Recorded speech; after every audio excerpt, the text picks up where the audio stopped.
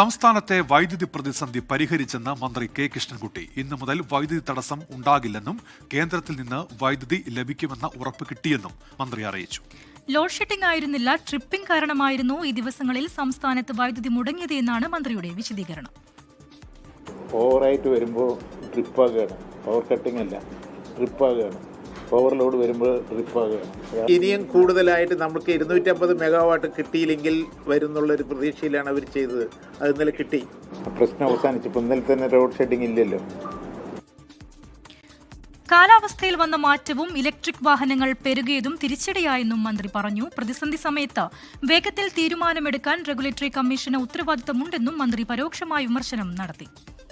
ജിബിൻ ജെബിയാണ് വിശദാംശങ്ങളുമായി ഇപ്പോൾ തിരുവനന്തപുരത്ത് നിന്ന് ചേരുന്നത്. ജിബിൻ, ലോഡ് ഷെഡിംഗേ ഉണ്ടാകില്ലെന്ന് മന്ത്രി ഉറപ്പ് നൽകുന്നുണ്ട്. ഇന്നലെ ചേർന്ന ഉന്നതതല യോഗത്തിന്റെ തീരുമാനം നമ്മുടെ മുൻപിലുണ്ട്. എന്തൊക്കെയാണ് മന്ത്രി വ്യക്തമാക്കിയ കാര്യങ്ങൾ ജിബിൻ?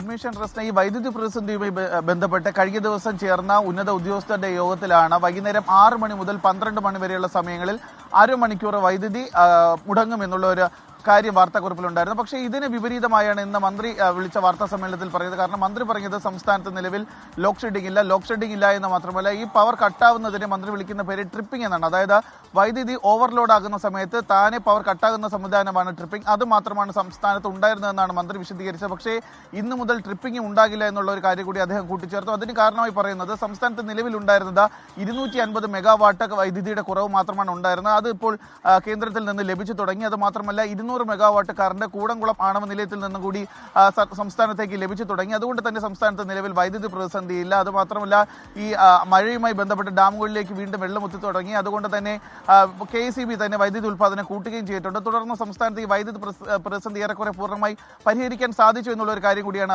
അദ്ദേഹം വ്യക്തമാക്കുന്നത്. പക്ഷേ ഇതിൽ പ്രധാനമായി പറയുന്ന ഒരു കാര്യമുണ്ട്. കാരണം കഴിഞ്ഞ ദിവസം KECB ഇറക്കിയ വാർത്താക്കുറിപ്പിലാണ് ഇക്കാര്യം പറഞ്ഞത്. അതായത് ഈ 6 മണി മുതൽ 12 മണി വരെയുള്ള സമയങ്ങളിൽ അരമണിക്കൂർ വൈദ്യുതി നിയന്ത്രണം ഉണ്ടാകുമെന്നുള്ള കാര്യം KECB ആണ് വ്യക്തമാക്കിയത്. പക്ഷേ ഇക്കാര്യം മന്ത്രിയോട് ചോദിക്കുന്ന സമയത്ത് മന്ത്രി പറഞ്ഞത് വരുന്ന ദിവസങ്ങളിൽ ഒരു പ്രതിസന്ധി ഉണ്ടായിക്കഴിഞ്ഞാൽ അത് മുൻകൂട്ടി കണ്ടുകൊണ്ടാണ് KECB ഇത്തരത്തിലൊരു വാർത്താക്കുറിപ്പ് ഇറക്കിയതെന്നാണ് മന്ത്രി വിശദീകരിച്ചിരിക്കുന്നത്. എന്തായാലും ആശ്വാസകരമായ കാര്യമെന്ന് പറയുന്നത് വൈദ്യുതി പ്രതിസന്ധി ഇല്ലെങ്കിലും ലോഡ് ഷെഡിംഗ് ഇല്ലെങ്കിലും നിലവിലുണ്ടായിരുന്ന മന്ത്രി പറയുന്ന ട്രിപ്പിംഗ് ഇനി മുതൽ ഉണ്ടാകില്ല എന്നുള്ള ഒരു കാര്യം കൂടിയാണ് ഇപ്പോൾ മന്ത്രി വ്യക്തമാക്കുകയും ചെയ്തിട്ടുള്ളത്. ഉന്മേഷ്, ശരി. ജിബിൻ ജെബിയാണ് തിരുവനന്തപുരത്ത് നിന്ന് വിശദാംശങ്ങൾ നൽകിയത്. ഇപ്പോൾ